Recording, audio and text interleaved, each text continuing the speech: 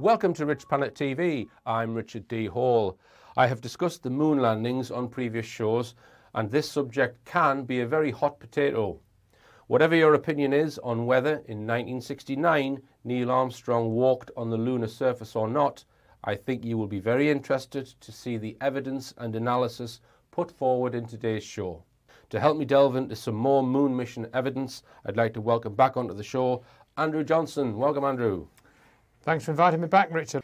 Viewers may remember, you can follow the link on the screen here, that I went over to the States to interview statement analyst Peter Hyatt, who is an expert in analysing language and what people say in discussion and analysing whether they are telling the truth or not. I chose a 7-minute long Neil Armstrong interview and I sent it to Peter Hyatt. Have you got a rough figure as to how many cases you've looked at? Hundreds. Techniques used to discern deception, but also content analysis. So it goes well beyond just saying if someone is lying or not. What are they lying about? Why are they lying? Well, tell us what happened and what happened next. Those are the two most powerful questions that we have. What happened? What happened next? Mm-hmm. It allows them to choose whatever they want to choose, and this is an important point. The average person has a vocabulary of about 20,000 words. When you ask someone what happened, they must go into that vocabulary, decide what words to use out of the 20,000, where to order them, what verb tenses to use, what pronouns to use, where to place each word next to each other to communicate in less than a microsecond of time. That is a process that, when disrupted by deception, we catch. So this interview aired on the Sky at Night on the 18th of November 1970, which is less than a year and a half after the moon landings. So everything should be pretty clear in Neil Armstrong's mind. So what you're going to see here is a very short clip of the interview, followed by Peter Hyatt's analysis, then another clip, and then more analysis. So although it's only a 7-minute long interview, probably take me 20, 25 minutes to get through the analysis. So here goes. Mr. Armstrong, I do realize that when you were on the moon, you had very little time for gazing upwards. But could you tell us something about what the sky actually looks like from the moon, the sun, the earth, the stars, if any, and so on? The sky is a deep black when viewed from the moon, as it is when viewed from cislunar space, the space between the Earth and the moon. We note and as pauses in the answer and seek to determine if this is a habit of speech or if it is a signal that the subject needs more time to consider his answer. That he began with "the sky is deep black" indicates a willingness to answer the question directly. This is a somewhat lengthy answer which begins with 2 pauses for thought. The subject is presupposed to have been on the moon, something of great rarity at the time of this interview. The subject is intelligent and well trained. The expectation is that he will, according to the wording of the question, report what he himself saw. In any singular or exclusive event, there is an expectation of heightened importance, and when we speak from experiential memory, the structure of the sentence is reliable. Expected. Given the unique experience of being on the moon, we first note that the subject does not begin his answer with the pronoun I. In analysis, this reduces reliability. Given the context of unique experience, the pronoun I would have shown the psychological strength of experiential memory. Its absence is noted. Even with influence from the interviewer, the expectation is the experiential use of "I saw" in some part of the answer. Next, we note the use of passive voice with "when viewed from the moon." Passive voice removes the subject himself personally from the statement. The use of passivity is found in concealing identity and/or responsibility in statements. For example, "the gun went off" is passive voice. If the subject was in a crowd and did not know who fired the gun, this would be appropriate. Here, the subject is describing a universal viewing and avoiding the singular experience that is expected. Next, when viewed from cislunar space, the space between the Earth and the moon. This is similar to the universal pronoun "you" that is used to describe a common experience. This leads to a question. Is viewing the space between the Earth and the moon a common experience that listeners would readily relate to? The Earth is the only visible object other than the sun that can be seen, although there have been some reports of seeing planets. This is his second sentence after reporting in both passive and universal language. He tells us in general terms what you, universal unnamed, can know, similar to what would be reported in a textbook. Please note the inclusion of some reports. He has thus far avoided giving us personal experience that is highly expected in such an event. This is an indication of avoidance of the response. There is no linguistic connection here between the subject and experiential language at this point. Okay, so Peter Hyatt now gives us his conclusions. He says, Neil Armstrong does not linguistically connect himself to the lunar landing. This is evident in his consistent distancing language, including intuitive pronouns and passivity. What may have caused this? So Peter Hyatt now gives 4 possibilities. Remember, he's a professional analyst, so he's covering his bases here with these 4 possible reasons. You'll see in a moment why I'm saying that. So the first possibility is that there is a security mandate.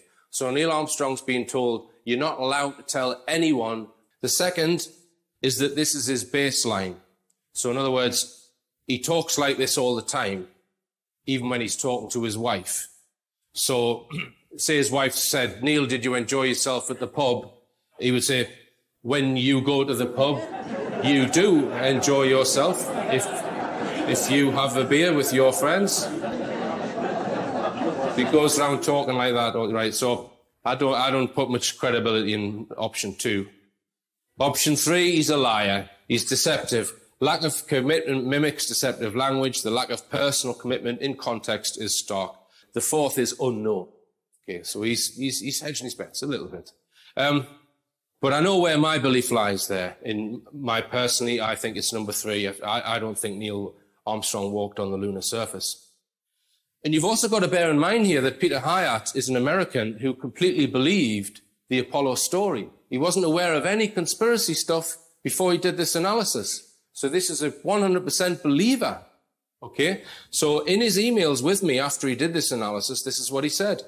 This was so unexpected that I ran it by another analyst. I grew up at age 7 with his account. There's a strong emotional connection with childhood national pride. The teachers repeatedly visited it, including newsreels. I did not expect this. I originally felt guilty wasting your money. But after the first few answers where he is linguistically nowhere to be found, I realized that there is more here than what is ridiculed. Heather, too, that's his wife, who was also a trained analyst, is shocked. We both said the same thing. Things we dismissed as crazy years ago have been proven true more and more. We need to stay more open and explore. The analysis that I presented at that lecture was not the full analysis. There is more in this document from Peter Hyatt, and I am going to make this available as a download. Right? So this is quite extensive analysis. Now there's one particular interview with an astronaut. This is Buzz Aldrin that I was very interested in. So this is Bart Sibrel, the chap who made the film Astronauts Gone Wild, and my opinion on that interview is that it's very telling because I felt that Buzz Aldrin was almost admitting to something in that interview. What were your feelings on it, Andrew? Yes, it does seem like he was trying to pass the buck to somebody else. He says, you should go and talk to the NASA administrator. We were just guys going on a flight. He didn't really seem to be that interested in saying, oh yeah, we definitely went, and this is how we prove it. He didn't really come back with any of that, and he sort of quickly went into the more personal attacks, and saying that Bart Sibrel was on an ego trip or something, and so again, people should watch that interview as well as watching what you're going to show next. I think we originally thought the Apollo missions were real, and I was personally very upset when I realised that they couldn't have been real. So to set the scene, Bart Sibrel, who was very sceptical of the Apollo missions, he doesn't believe they went to the moon. He manages to get in front of Buzz Aldrin. Buzz Aldrin doesn't really know he's going to be challenged. He just knows it's some media interview. And then Bart Sibrel produces this very damning piece of evidence, this tape of them faking the shot of the Earth out the window to make the Earth look further away. And you can see Buzz Aldrin's reaction to that. He's stunned by it because he starts asking him how he's got a hold of it.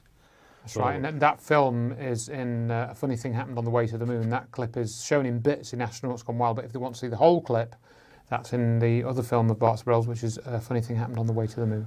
Before I show the analysis, just a quick word about Bart Sibrel. I highly recommend watching his films. A funny thing happened on the way to the moon, and astronauts gone wild.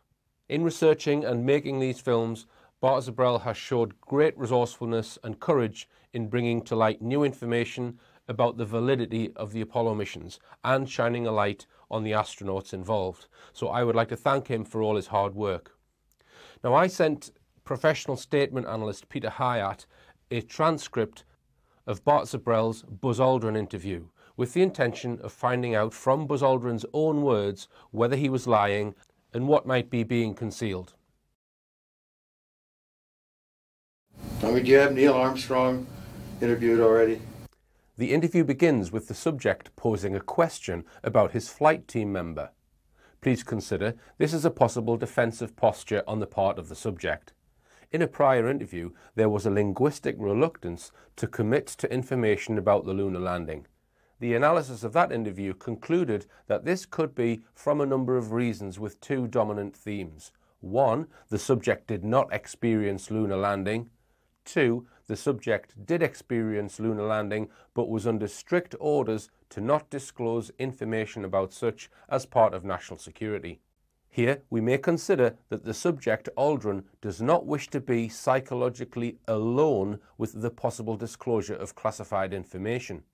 It could be classified due to military necessity, whether it was a military form of deception to cause other nations to believe the United States held technological advantage or not, the language would be the same. No, he doesn't want to be interviewed. Well, I know. The subject recognizes that the member of his team does not want to be interviewed. Please consider the possibility that before the interview begins, our subject does not wish to be interviewed either. This is not lost on the interviewer. Why does he not give interviews? The question is specifically seeking why the reluctance to give information exists. Well, because that's his personal choice. And I guess it's mine, in a way, to do things when they've been researched and worked out as far as a business arrangement. This is not news. This is not an anniversary. Well, actually it is. We found a very unique reel of footage that we have queued up to show you. Yeah. And it's from the mission. And to our knowledge, no one has ever seen it before. Mm. And it's 30 years old. And you want me to see this while you have me on camera? We have confirmation that the subject's concern is exposure of information from him to the public. Well, and to tell us what it is. I mean, it's... Well, I don't know why I should do that. This has caused a considerable increase in tension for the subject, the unknown footage. Note the language that follows. Not only does he interrupt the interviewer, but specifically shows us the indicators of tension. It's a very unique footage. What would be very unique would be only to the public, not to an eyewitness who was there. Maybe, then I need to see it, and then we sit down and we talk about what you're taking a picture of.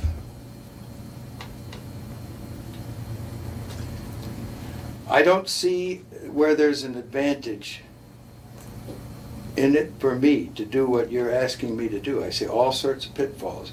I see people who have managed to talk to somebody. Who did you talk to in our office? The subject begins with a pause, well, indicating a need to think for answers. The subject acknowledges that it may be that the interviewer has very unique, never-seen-before footage. This is to affirm the possibility of such existence. I think when you see the footage, you'll see that it's very extraordinary, one of a kind, behind the scenes type of footage. Yeah.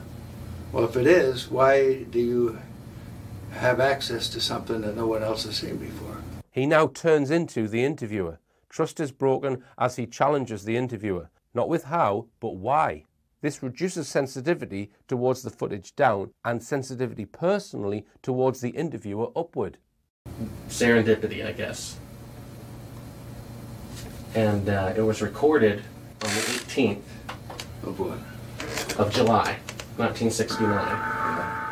Apollo 11, Houston, Goldstone says that the TV looks great, over. Do you remember this? On the 18th? Sure.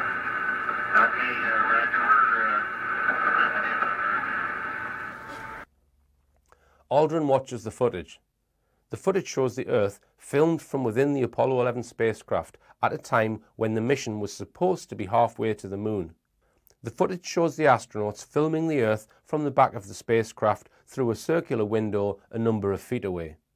It is claimed they are using a crescent-shaped insert in the circular window in order to mimic the Earth's terminator, the line between day and night, so that the Earth appears to be much further away than it actually was. The lights are turned out within the spacecraft, making the space within the spacecraft indistinguishable from the space outside the spacecraft surrounding the Earth. Sibrel believes Apollo 11 was in a low Earth orbit for the duration of the mission, and these shots were being made by the astronauts to possibly be used to convince the public that Apollo 11 was on its journey to the Moon. The final shot shows Michael Collins with the Earth outside the window looking very large, indicating Apollo 11 probably was in a low Earth orbit at this time. Hello, Apollo 11. Houston, Goldstone says that the TV looks great. Over.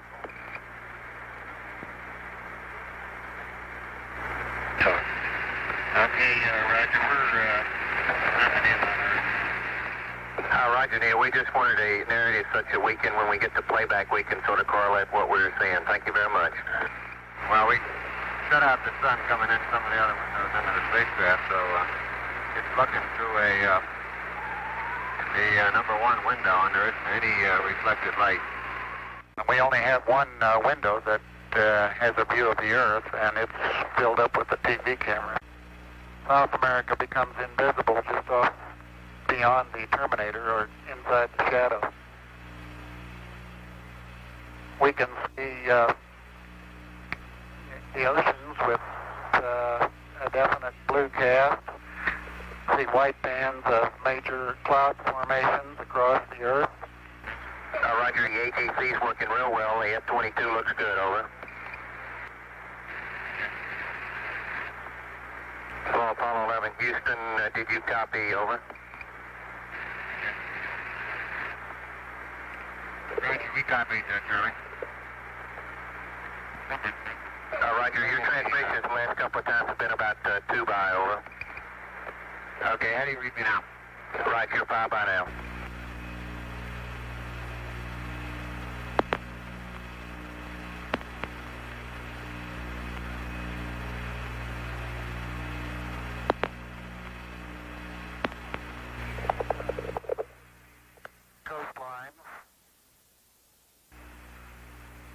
Now we're coming in.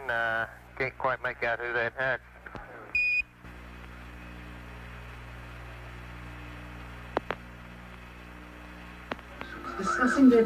What is your proposition? That we didn't go to the moon? I know for a fact that you did. Huh? I know for a fact that you did not.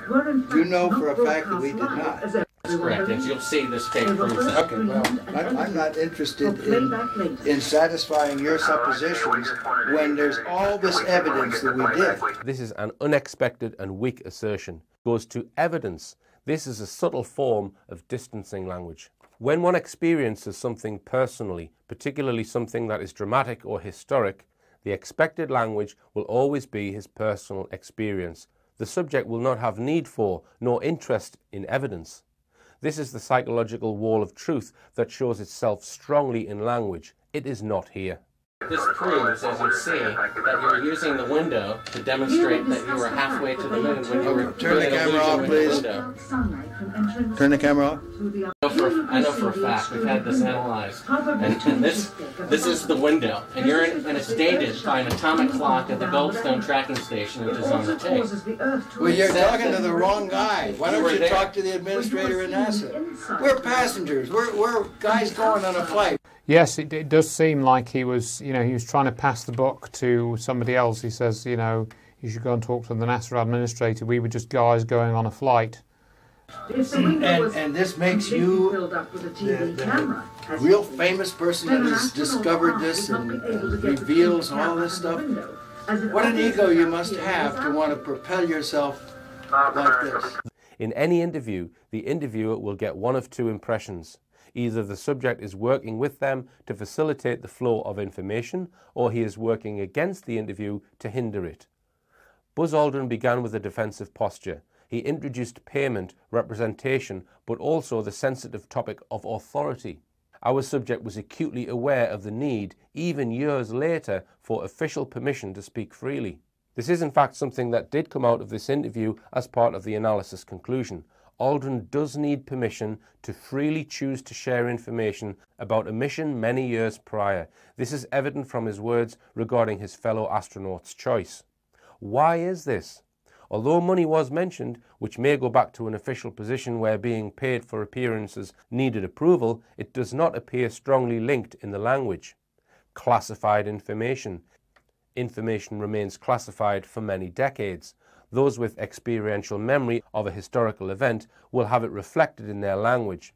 If they must conceal the information, regardless of the cause of concealment, it will put them under considerable stress and will show itself in the language. This concealment will often be seen linguistically through a lack of commitment. Passivity, passive voice, as well as skipping over time is expected. This event, whether it was actual or was a military bluff, was a historic event for them. The language will reflect this. The defensive posture of the subject was already high before the journalist raised it to the point of effectively ending the interview.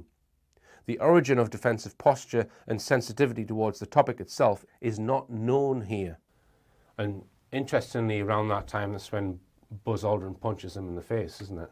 Yeah, I think it was, I think when he was going out of the hotel, or maybe the next day when he went back, that's when there's this altercation, and which results in physical violence. You really like adventure, don't you? You're the one who said you walked on the moon when you didn't. Calling the kettle black, if I ever thought of it. Saying I misrepresented myself. Away from me. You're a coward and a liar and a thief.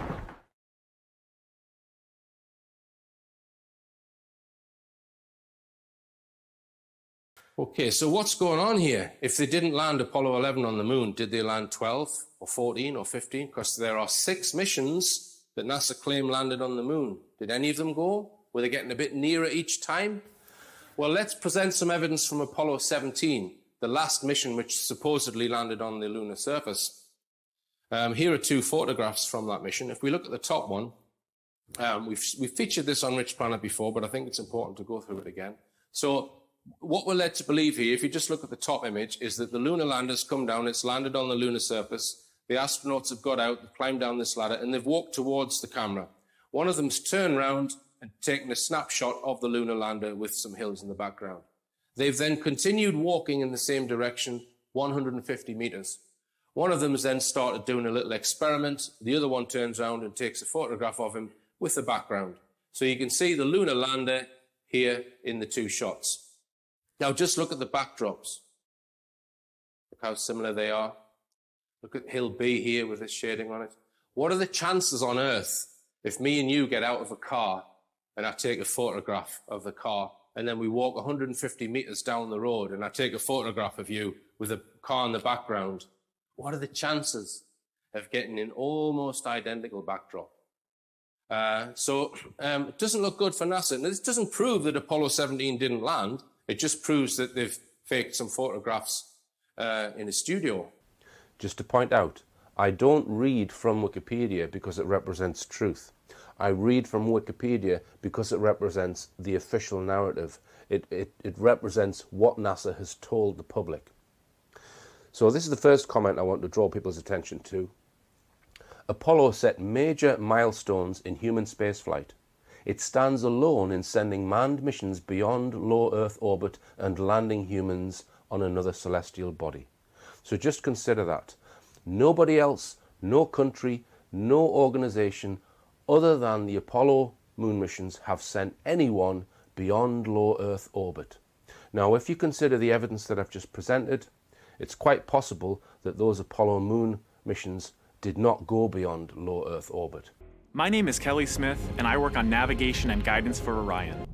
We are headed 3,600 miles above Earth, 15 times higher from the planet than the International Space Station. As we get further away from Earth, we'll pass through the Van Allen belts, an area of dangerous radiation.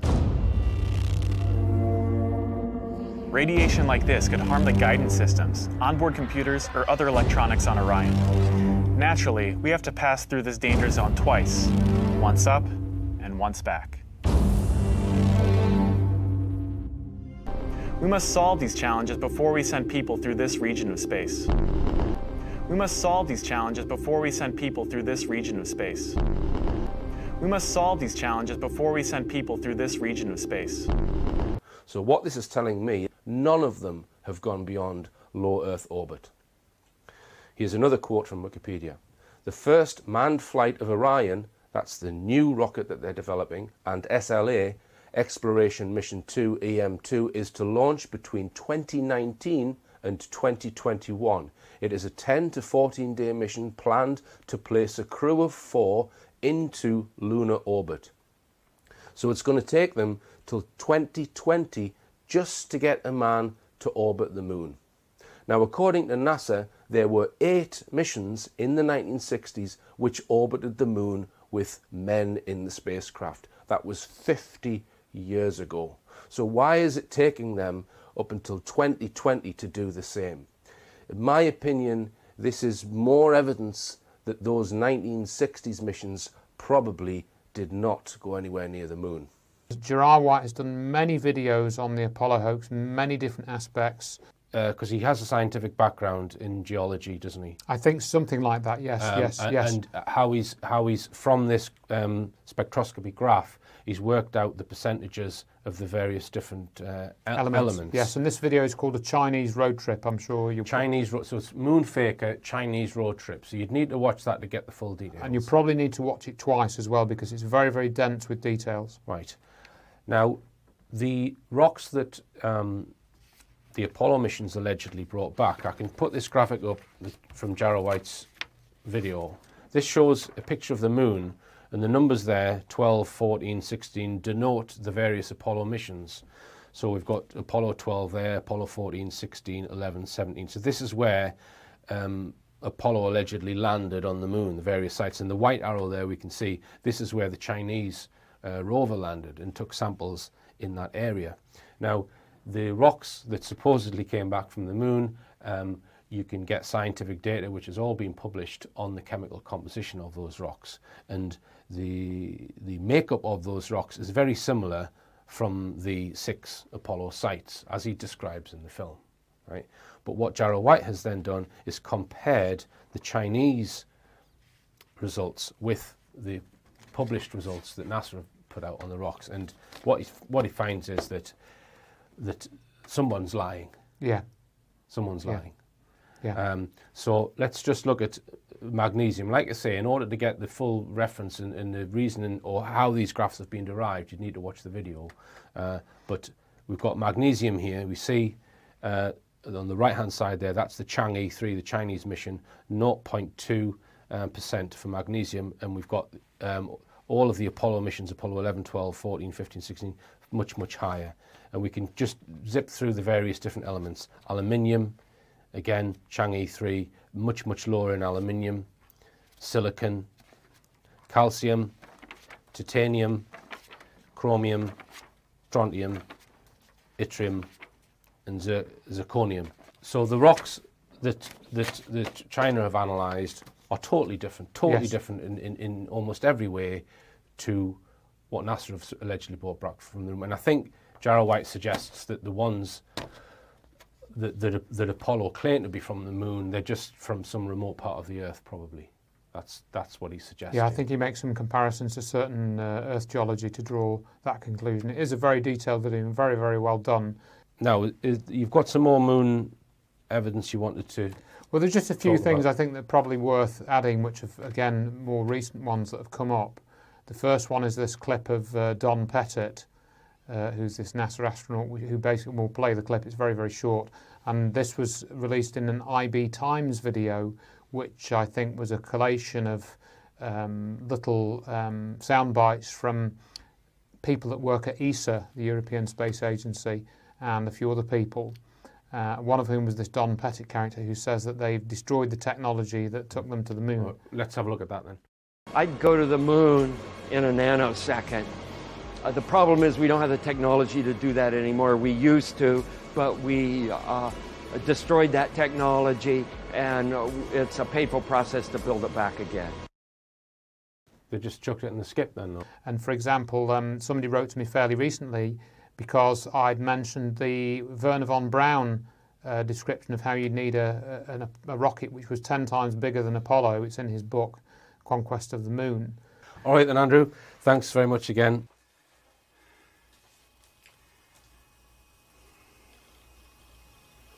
Hello, my name is Gene Gilmore. My birth given name is Eugene Reuben Akers. I don't want any money for what I'm doing because hopefully this video won't come out until after my death. So I have nothing to gain, nothing to profit by telling you what I'm going to tell you. My father, in 1968, was stationed at Cannon Air Force Base in New Mexico. I made notes on my computer so that I wouldn't forget anything, because there's a lot of little things and stuff that I'd forget. So these notes were made a long time ago. The original recording that my father made on his deathbed was destroyed in a fire. So this is my deathbed confession, because now I'm dying of cancer. I've got cancer all over the place, and they don't know where it's coming from, and I don't know if they can stop it, but it don't look good. So I'm going to go ahead and make this video for Bart Sibrel. He knows not to do anything with it until notification of my death. Like I said, in 1968, my father was stationed at Cannon Air Force Base in New Mexico. We lived in Clovis, New Mexico.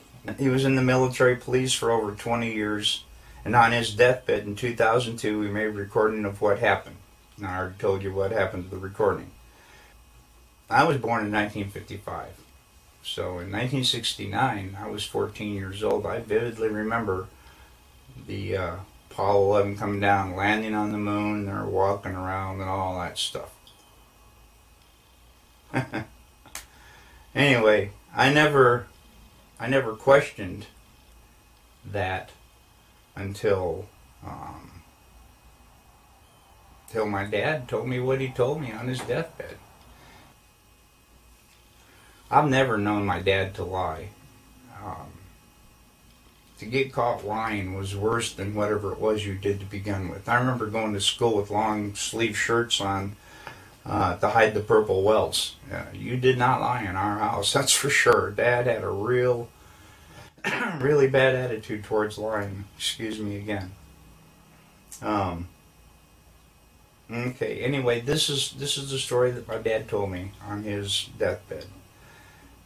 Project Slam Dunk was the name of this. President Johnson in 1968, okay, in Cannon Air Force Base in 1968, he said by the time he got there, that there was already 2 large hangars that were connected. There was hundreds of dump trucks that came in and dumped sand and stone, and cement powder was powdered over the top of all that to make it look like a lunar landscape. They had men that fashioned it into a lunar landscape, he said.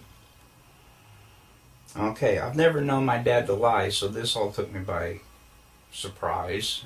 You know, what's that all about?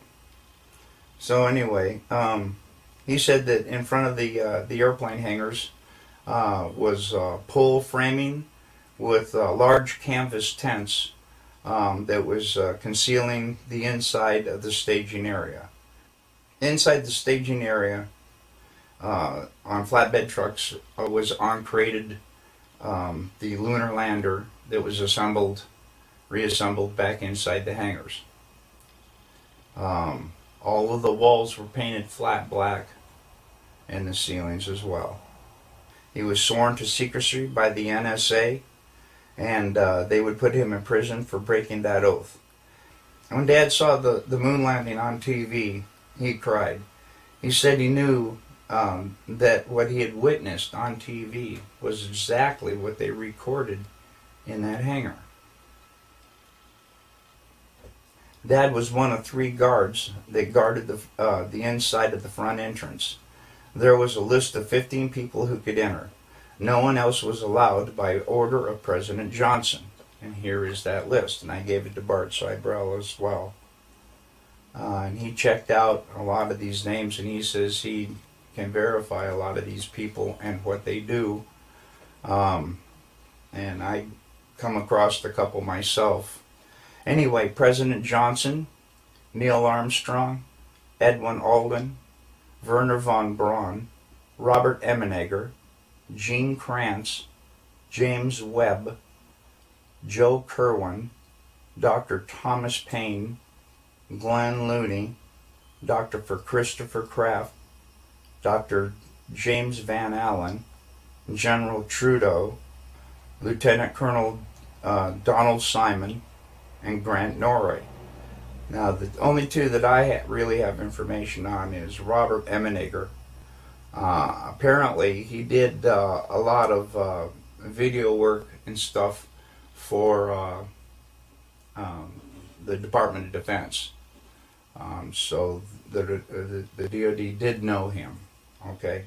And the other one was Grant Norrie, N-O-R-R-A-Y, I believe, was, to the best of my dad's knowledge, was a like some FBI, CIA, NSA, who knows, something like that. Okay, President Johnson only showed up for the first day of filming. Filming lasted for 3 days, and the entire project was restored to original. In other words, the hangars were all taken apart, the sand was all removed, and so on and so forth. Okay. Dad said there was a lot of building going on at the base, so at the time, so sand and cement powder was never questioned. I can see how they could smuggle that all in within everything else that's going on. Dad told me all these things father to son. He also told me not to ever tell anyone what he had said, but he said on his deathbed that he had to tell somebody before he died because it was just too important not to tell. That's about all I can think of. My dad, he raised me by the book. I know he didn't lie to me. And as I started seeing more and more of what he was telling me was true, I realized my dad wasn't lying.